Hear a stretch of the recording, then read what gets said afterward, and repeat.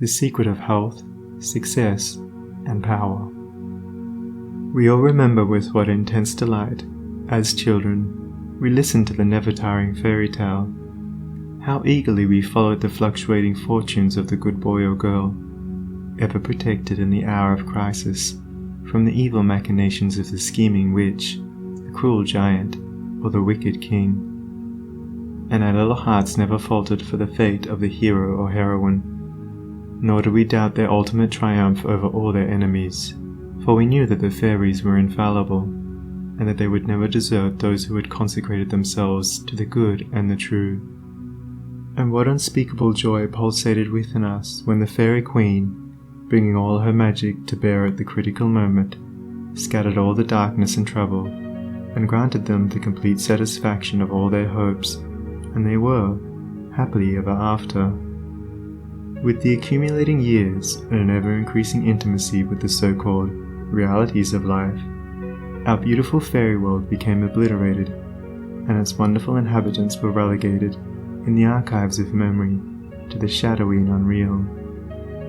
And we thought we were wise and strong in thus leaving forever the land of childish dreams. But as we re-become little children in the wondrous world of wisdom, we shall return again to the inspiring dreams of childhood, and find that they are, after all, realities.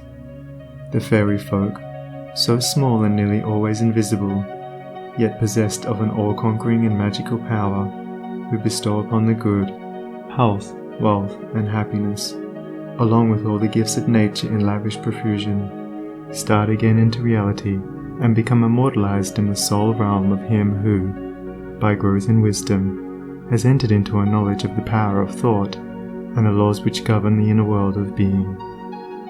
To him the fairies live again as thought people, thought messengers, thought powers working in harmony with the overruling good. And they who, day by day, endeavor to harmonize their hearts with the heart of the supreme good, do in reality acquire true health, wealth, and happiness. There is no protection to compare with goodness, and by goodness I do not mean a mere outward conformity to the rules of morality. I mean pure thought, noble aspiration, unselfish love, and freedom from vainglory. To dwell continually in good thoughts is to throw around oneself a psychic atmosphere of sweetness and power which leaves its impress upon all who come in contact with it.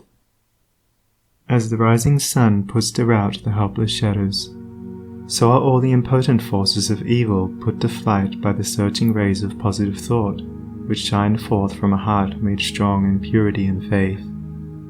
Where there is sterling faith and uncompromising purity, there is health, there is success, there is power. In such a one, disease, failure, and disaster can find no lodgment, for there is nothing on which they can feed.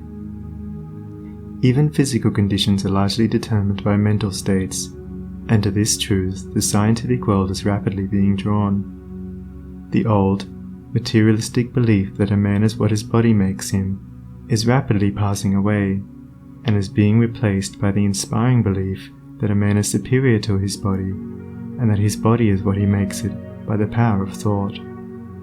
Men everywhere are ceasing to believe that a man is despairing because he is dyspeptic, and are coming to understand that he is dyspeptic because he is despairing, and in the near future, the fact that all disease has its origin in the mind will become common knowledge. There is no evil in the universe but has its root and origin in the mind, and sin, sickness, sorrow, and affliction do not, in reality, belong to the universal order, are not inherent in the nature of things, but are the direct outcome of our ignorance of the right relations of things. According to tradition, there once lived, in India, a school of philosophers who led a life of such absolute purity and simplicity that they commonly reached the age of 150 years, and to fall sick was looked upon by them as an unpardonable disgrace, for it was considered to indicate a violation of law. The sooner we realize and acknowledge that sickness, far from being the arbitrary visitation of an offended God, or the test of an unwise providence, is the result of our own error or sin, the sooner we shall enter upon the highway of health. Disease comes to those who attract it, to those whose minds and bodies are receptive to it, and flees from those whose strong, pure, and positive thought sphere generates healing and life-giving currents. If you are given to anger, worry, jealousy, greed, or any other inharmonious state of mind and expect perfect physical health, you are expecting the impossible, for you are continually sowing the seeds of disease in your mind. Such conditions of mind are carefully shunned by the wise man, for he knows them to be far more dangerous than a bad drain or an infected house. If you would be free from all physical aches and pains, and would enjoy perfect physical harmony, then put your mind in order and harmonize your thoughts. Think joyful thoughts, think loving thoughts. Let the elixir of goodwill course through your veins, and you'll need no other medicine. Put away your jealousies, your suspicions, your worries, your hatreds, your selfish indulgences, and you'll put away your dyspepsia, your biliousness, your nervousness and aching joints.